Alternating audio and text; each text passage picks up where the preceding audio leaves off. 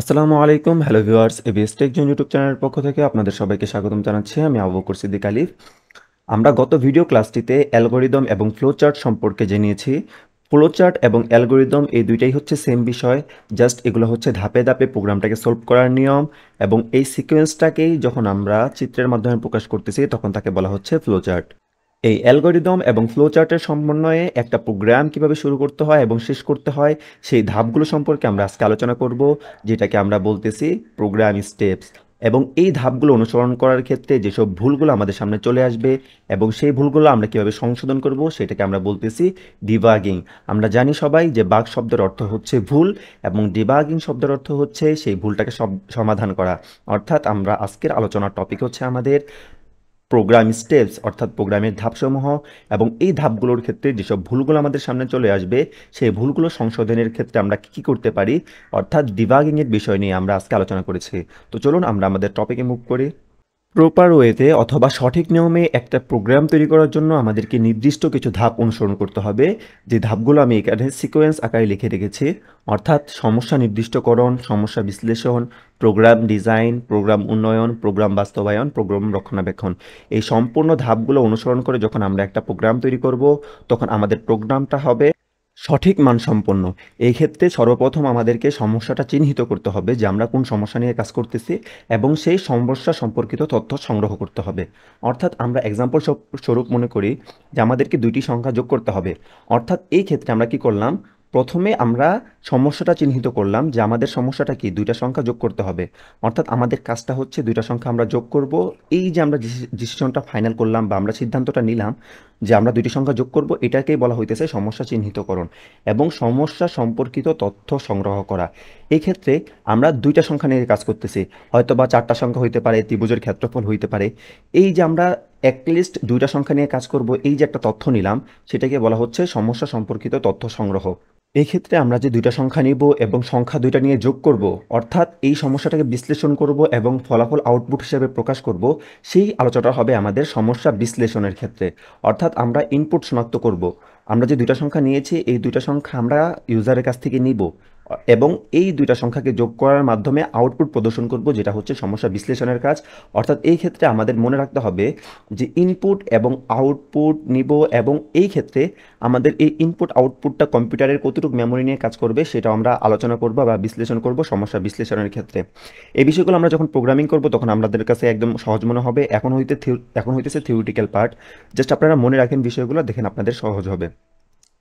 3 নম্বর যে বিষয়টা সেটা হচ্ছে প্রোগ্রাম ডিজাইন করা।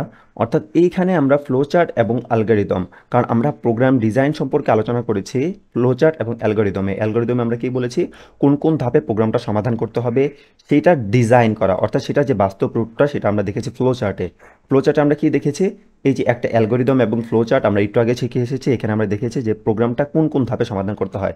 ধাপ 1 একটা প্রোগ্রাম শুরু করতে হয়, তারপর ধাপ 10 এর সংখ্যাগুলো নিতে হয়। এভাবে আমরা এই বিষয়গুলো বুঝেছি, এবং ফ্লো চার্টের মাধ্যমে কি করেছি, এই অ্যালগরিদমের বাস্তব চিত্রটা এখানে প্রকাশ করেছি। এটাকেই বলা হইতেছে যে প্রোগ্রাম ডিজাইন করা। আমাদের যখন উপরের তিনোটা কাজ করা শেষ হয়ে গিয়েছে, অর্থাৎ আমরা সমস্যা নির্দিষ্ট করলাম এবং সমস্যাটা বিশ্লেষণ করে দেখলাম যে ইউজারের কাছ থেকে কি ইনপুট নিব, কি আউটপুট আসবে, এবং এটা আমাদের কম্পিউটারের কতটুকু মেমোরি নিবে, এবং তারপর কি করলাম, এই সমস্যাটার উপরে আমাদের প্রোগ্রামটা ডিজাইন করলাম। এখানে অ্যালগরিদম এবং ফ্লোচার্ট, এখানে লেখা আছে অ্যালগরিদম এবং ফ্লোচার্ট। অর্থাৎ আমরা এই সমস্যাটার জন্য একটা সুন্দর একটা অ্যালগরিদম তৈরি করলাম, এবং এই অ্যালগরিদমটাকেই একটা সাংকেতিক চিহ্নরূপে ফ্লোচার্ট তৈরি করলাম, যেন কেউ যখন আমাদের এই ফ্লোচার্টটা দেখবে তখন বুঝতে পারে যে আমাদের এই সমস্যাটা কোথায় কোথায় হইতেছে, কোথায় আমরা কোন ক্যালকুলেশন করতেছে। এই সব বিষয়গুলো যখন আমরা সেজে করব, তখন এই 4র্থ নাম্বার ধাপে আমরা প্রোগ্রাম শুরু করব। অর্থাৎ এই 3টা বিষয় না করে আমরা প্রোগ্রামে আসবো না। যদি আমাদের প্রোগ্রামটা গোছানো থাকে তাহলে যে কোনো সময় আমরা প্রোগ্রামটা সংশোধন করতে পারবো। অর্থাৎ আমাদের ডিবাগিং বিষয়টা এই ক্ষেত্রে জড়িত আছে এই বিষয়টার সাথে। আপনার কোনো একটা সমস্যা তৈরি হইলো আর আপনি ওটার জন্য যে সরাসরি কোডিং শুরু করলেন, এমনটা হবে না। আপনাকে একটা প্রোগ্রাম সুন্দরভাবে নির্দিষ্ট আকারে সাজিয়ে রাখতে হবে, যেন আপনি নিজে সিকোয়েন্স আকারে ফলো করতে পারেন এবং বুঝতে পারেন যে আপনার প্রোগ্রামটার কোথায় কোন অংশে কী কী কাজ হইতেছে। তো এই 3টা বিষয় ফলো করার পর বা শেষ করার পর আমরা আসবো 4 নাম্বার ধাপে, যেখানে হচ্ছে আমাদের প্রোগ্রাম বা কোডিং। এখানে আমরা আমাদের প্রোগ্রামটা তৈরি করব বা আমাদের কোডিংটা তৈরি করব। যেমন আমি এখানে একটা প্রোগ্রাম লিখেছি, এই প্রোগ্রামটা 3টি সংখ্যা যোগফল ব্যবহার করার জন্য লিখেছি। যদিও আপনারা এই প্রোগ্রামটা এখন বুঝবেন না, একটু পরে আমরা যখন প্র্যাকটিস করব তখন বুঝবেন। বাট আমি আপনাদেরকে দেখাইলাম যে এই 3টা বিষয় যখন আমরা তৈরি করলাম, অর্থাৎ এই দেখেন, প্রথমে আমরা এটা একটা সমস্যা নির্দিষ্ট করছি, তারপর সমস্যাটা বিশ্লেষণ করেছি যে ইনপুট আউটপুট কী হবে। আমাদের ইনপুট হবে 3টা সংখ্যা যোগ করব এবং আউটপুটও হবে কি এই 3টা সংখ্যার যোগফল প্রদর্শন করবে। এবং এই প্রোগ্রামটাকে আমরা একটু আগে এখানে ফ্লোচার্ট আকারে ডিজাইন করেছি, অ্যালগরিদমটা লিখেছি যেন কেউ মুখে যখন পড়বে সে যেন বুঝতে পারে, অথবা আমি নিজেই যেন বুঝতে পারি। এবং এটারই সাংকেতিক চিহ্ন রূপে আমি এখানে একটা ফ্লোচার্ট এঁকেছি। এবং যখন আমরা এই কাজটা গুছিয়ে করব তখন আমাদের প্রোগ্রাম করাটা খুব ইজি মনে হবে এবং খুব সহজ হবে। এবং 4 নাম্বার ধাপে আমরা কি করলাম, ওই ফ্লোচার্টের উপর ভিত্তি করে এখানে একটা প্রোগ্রাম লিখলাম। এই প্রোগ্রামটা যাই হোক এটা আমরা পরে বুঝবো, বাট ধাপগুলো আপনারা বুঝেন। এখানে একটা প্রোগ্রাম লিখলাম। এখন আমরা এখানে যে প্রোগ্রামটা লিখেছি এই প্রোগ্রামের ভিতরে বিভিন্ন ধরনের ভুল থাকতেই পারে। অর্থাৎ আমরা এই প্রোগ্রামটা লেখার ক্ষেত্রে হয়তোবা কোথাও একটা এরর মিস্টেক করেছি, অর্থাৎ কোথাও একটা ডট দেই নাই, কোথাও একটা সেমিকলন দেই নাই, কোথাও একটা ইকুয়াল চিহ্ন দেই নাই, এরকম বিভিন্ন ধরনের ভুল থাকতেই পারে। অথবা আমরা কিছু লজিকগত ভুল করতে পারি। ধরেন আমাদেরকে একটা প্রোগ্রামে বলা হইলো একটা ত্রিভুজের ক্ষেত্রফল বের করতে। তো আমরা নর্মালি ত্রিভুজের ক্ষেত্রফলের ক্ষেত্রে ভূমি দিয়ে দিলাম 10 মিটার এবং উচ্চতা দিয়ে দিলাম হচ্ছে 0 মিটার, অর্থাৎ ত্রিভুজের কোনো উচ্চতা নেই। আর আমরা সবাই জানি যে ত্রিভুজের উচ্চতা যদি 0 মিটার হয় তাহলে এটা ত্রিভুজই হয় না। তো এই ক্ষেত্রে আমাদের একটা লজিকগত ভুল হইতে পারে। এরকম বিভিন্ন ধরনের ভুল থাকতে পারে আমাদের প্রোগ্রামে। সেই ভুলটা আমরা সমাধান করব হচ্ছে আমাদের পরবর্তী যে ধাপ, প্রোগ্রাম বাস্তবায়নের ক্ষেত্রে। এক্ষেত্রে আমাদের এখানে 2টা বিষয় চলে আসবে। প্রোগ্রাম বাস্তবায়নের 2টি গুরুত্বপূর্ণ কাজ হচ্ছে, 1 নাম্বার হচ্ছে টেস্টিং, অর্থাৎ ভুল ত্রুটি পরীক্ষা করা। অর্থাৎ আমাদের প্রোগ্রামে কোনো ভুল আছে কিনা সেটা পরীক্ষা করা, সেটাকে বলা হচ্ছে টেস্টিং। এবং এই ভুলটাকে সমাধান করাবো হচ্ছে আমরা ডিবাগিংয়ের মাধ্যমে। অর্থাৎ আমরা জানি বাগ শব্দের অর্থ হচ্ছে ভুল, অর্থাৎ বাগ শব্দের অর্থ হচ্ছে ভুল। এবং এই ভুলটাকে যখন আমরা সমাধান করব তখন আমাদেরকে বলা হবে যে ডিবাগিং, অর্থাৎ আমরা প্রোগ্রামটাকে ডিবাগিং করতেছি। আমরা যখন কোনো একটা প্রোগ্রামে কোনো ভুল পাবো সেই ভুলটাকে আমরা সংশোধন করে নেব। এখানে টেস্টিং এবং ডিবাগিং বিষয়টা চলে আসতেছে। চলেন আমরা টেস্টিং ডিবাগিং সম্পর্কে আরেকটু ভালোভাবে জেনে নিই, কারণ এটা আমাদের প্রোগ্রামিংয়ের ক্ষেত্রে খুব বেশি ইফেক্ট ফেলবে এবং আমাদের খুব বেশি প্রয়োজন হবে। আমরা খুব অল্প একটু বাগ সম্পর্কে আলোচনা করি এখানে, যেটাকে আমরা বলতেছি এরর অফ প্রোগ্রামিং, অর্থাৎ প্রোগ্রামিংয়ের ভুল। এখানে আমরা দেখতে পারতেছি বাগ, প্রোগ্রামের ভুলগুলোকে বলা হয় বাগ, যা আমরা অলরেডি জানি। এবং ডিবাগ কি, প্রোগ্রামের ভুলগুলো পাওয়া গেলে তা সংশোধন করা হয় এবং তাকে বলা হয় ডিবাগিং। ঠিক আছে, এক্ষেত্রে প্রোগ্রামের ভুলগুলো সাধারণত 3 ধরনের হয়ে থাকে। অর্থাৎ 1 নাম্বার হচ্ছে সিনট্যাক্স এরর, অর্থাৎ বাক্য গঠন ত্রুটি। সিনট্যাক্স এররটা কি সেটা আমরা দেখব। এবং 2 নাম্বার হচ্ছে লজিক্যাল এরর, যৌক্তিক ত্রুটি। যেমন আমি একটু আগে একটা কথা বলেছি যে ত্রিভুজের ক্ষেত্রফলের ক্ষেত্রে আমরা যে ভুলটা করতেছিলাম সেটা হচ্ছে যৌক্তিক ত্রুটি। এবং 3 নাম্বার হচ্ছে ইনফরমেশন এরর, অর্থাৎ এই ক্ষেত্রে আমাকে বলা হলো একটা ত্রিভুজের ক্ষেত্রফল হচ্ছে 10 আর এটার উচ্চতা হচ্ছে 20। ঠিক আছে, এক্ষেত্রে আমি ইনপুট দেওয়ার ক্ষেত্রে এক জায়গায় 5 দিয়ে দিলাম, আমার মিস্টেকগত, এটাকে বলা হচ্ছে ইনফরমেশনগত ত্রুটি। যেমন মনে করেন আমরা একটা প্রোগ্রাম দেখি ছোট, আমরা এখানে একটা প্রোগ্রাম লিখেছি।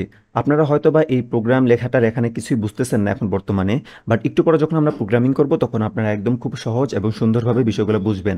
বাট তারপরও আপনাদেরকে এরর জিনিসটা বোঝানোর জন্য আমি বলি যে আমি এখানে যা যা কাজ করেছি, অর্থাৎ এ নিয়েছি এবং বি নিয়েছি, এবং এ এবং বি এর ভিতরে এ এবং বি এর ভিতরে এ এর ভিতরে রেখেছি 5 এবং বি এর ভিতরে রেখেছি 10।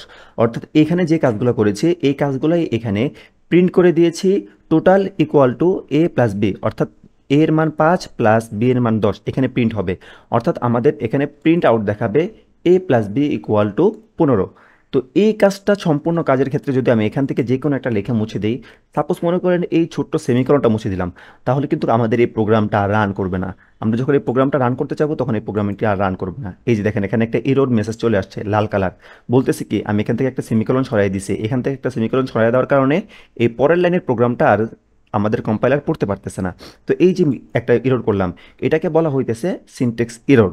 অর্থাৎ আমরা দাড়ি কমা বা বাক্য বানান করার ক্ষেত্রে, বাক্য বানানোর ক্ষেত্রে যে ভুলগুলো করে থাকি সেগুলোকে বলা হইতেছে সিনট্যাক্স এরর। একটা প্রোগ্রামিং করার ক্ষেত্রে এই সিনট্যাক্সগুলোর নির্দিষ্ট কিছু কাজ আছে, নির্দিষ্ট কিছু অর্থ বোঝায়। অর্থাৎ একটা সেমিকলন দেওয়া মানে বোঝায় হচ্ছে এই লাইনটার কাজ শেষ। ঠিক আছে, তো এরকম আপনি সেমিকলন জাতীয় কোনো ভুল দিলে সেই ক্ষেত্রে আপনার প্রোগ্রামটা রান হবে না, যেমন এখানে রান হয় নাই। ঠিক আছে, এই জিনিসটাকে বলা হইতেছে সিনট্যাক্স এরর। একইভাবে এই লজিক্যাল এররটা কি, অর্থাৎ যুক্তিগত কোনো ভুল বা লজিকগত কোনো ভুল। ধরেন আমাকে বলা হইলো যে একটা ঘরের দৈর্ঘ্য এবং প্রস্থ দেওয়া আছে, ঘরটার ক্ষেত্রফল বের করতে। এই ক্ষেত্রে আমি যদি দৈর্ঘ্য এবং প্রস্থ দুই জায়গায় 0 0 বসায় দিই, অর্থাৎ যেখানে দৈর্ঘ্যর মানও 0, প্রস্থর মানও 0। এটা কিন্তু একটা আয়তাকার ক্ষেত্র হইল না। এক্ষেত্রে আমরা একটা যৌক্তিক ভুল করলাম। এই যৌক্তিক ভুল যদি করে থাকি, তাহলে আমাদের ইনফরমেশন ভুল, অর্থাৎ আমার প্রোগ্রামটা এরর দেখাবে। এবং 3 নাম্বার যে বিষয়টা হচ্ছে ইনফরমেশন এরর। অর্থাৎ আমাকে যদি বলা হয় 2টা সংখ্যা যোগ করো, একটা সংখ্যা 10 আর একটা সংখ্যা 5। এক্ষেত্রে আমি আমার মিস্টেক বশত বা টাইপিং মিস্টেক বশত যদি 10 এবং 5 যোগ না করে 10 + 20 যোগ করে ফেলি, এই ক্ষেত্রে কিন্তু আমাদের উত্তরটা ভুল আসবে, কারণ আমাদের প্রোগ্রাম কিন্তু বুঝতে পারে না। প্রোগ্রামকে আমরা যেটা করতে বলছি প্রোগ্রাম সেটাই করছে। এক্ষেত্রে আমার উচিত ছিল 10 + 5 যোগ করা, বাট আমি করলাম 10 + 20 যোগ, আমার ভুলবশত। এই যে একটা ভুল করলাম, এটাকে বলা হয় তথ্যগত ভুল। এই সবগুলো ভুলকেই আমাদের সমাধান করতে হবে। তো এই যে প্রোগ্রাম বাস্তবায়নের যখন আমরা এই সবগুলো সমস্যা সমাধান করলাম, অর্থাৎ আমরা একটা প্রোগ্রাম এখানে 4 নাম্বার ধাপে তৈরি করলাম, এবং তারপর প্রোগ্রামটাকে আমরা বাস্তবায়নের রূপ দিলাম, অর্থাৎ প্রোগ্রামের ভিতরে কোনো ভুল থাকলে সেটাও সমাধান করলাম। এবং তারপর যখন আমাদের ওভারঅল প্রোগ্রামটা কমপ্লিট, তারপর আমাদের কাজ হবে কি, এই প্রোগ্রামটার জন্য আমরা রক্ষণাবেক্ষণ করতে পারি। অর্থাৎ এই প্রোগ্রামটাকে যদি আমরা একটা কম্পিউটারে রাখি, আমাদের কম্পিউটারের হার্ডওয়্যারটা নষ্ট হয়ে গেলে এই প্রোগ্রামটা আর এখানে থাকবে না, সফটওয়্যার নষ্ট হয়ে যেতে পারে, ডকুমেন্টগুলো এই জন্য সংরক্ষণ করতে হবে, যেটাকে বলতেছে প্রোগ্রাম রক্ষণাবেক্ষণ। হার্ডওয়্যার, সফটওয়্যার এবং ডকুমেন্ট রক্ষণাবেক্ষণ, কার্যকারিতা গভীরভাবে পর্যবেক্ষণ করা। অর্থাৎ আমরা যে প্রোগ্রামটা তৈরি করতেছি সেই প্রোগ্রামটাকে সঠিকভাবে কাজ করতেছে কিনা, আমরা যেই উদ্দেশ্যটা তৈরি করছি সেই উদ্দেশ্যটাকে সঠিকভাবে হাসিল করতে পারতেছে কিনা এই প্রোগ্রাম, সেটাকে বলা হইতেছে কার্যকারিতা গভীরভাবে পর্যবেক্ষণ করা। এক্ষেত্রে আমরা কার্যকারিতাটা পর্যবেক্ষণ করব। এবং এই যে হার্ডওয়্যার, সফটওয়্যার এবং ডকুমেন্ট রক্ষণাবেক্ষণের বিষয়টা, অর্থাৎ এই জিনিসটা আমরা রক্ষণাবেক্ষণ করতেছি কী কারণে, যেন আমাদের প্রোগ্রামটা আমরা দীর্ঘদিন পর্যন্ত ব্যবহার করতে পারি। এই বিষয়টা বলা হয়েছে যে দীর্ঘমেয়াদী ব্যবহার নিশ্চিত করা। আমাদের প্রোগ্রামটা যেন আমরা দীর্ঘমেয়াদী ব্যবহার করতে পারি, সেই জিনিসটা নিশ্চিত করতে হবে। তো এই ছিল আমাদের এই সমস্যা নির্দিষ্টকরণ, সমস্যা বিশ্লেষণ, প্রোগ্রাম ডিজাইন, প্রোগ্রাম উন্নয়ন, প্রোগ্রাম বাস্তবায়ন, প্রোগ্রাম রক্ষণাবেক্ষণের একটা ধারণা, যেগুলো আমি আপনাদেরকে জাস্ট বুঝাই দিলাম। আমাদের প্রোগ্রামিংয়ের ক্ষেত্রে আমরা যখন কোডিং করব, তখন এই বিষয়গুলো মাথায় রেখে কোডিং করব, যার কারণে আপনাদের বুঝতে সুবিধা হবে। এবং আমরা যেহেতু এই বিষয়গুলো আগে থেকে জেনে যাইতেছি যে আমাদের কী করা লাগবে, তাই আমাদের তখন এই জিনিসগুলো নতুনভাবে আর আমাদের কাছে নতুন মনে হবে না। আর আমাদের কাছে মনে হবে না যে আমরা এই জিনিসগুলো সম্পর্কে বুঝি না বা জানি না। এই প্রোগ্রাম তৈরির ধাপসমূহ নিয়ে আজকে আমরা আলোচনা করেছি।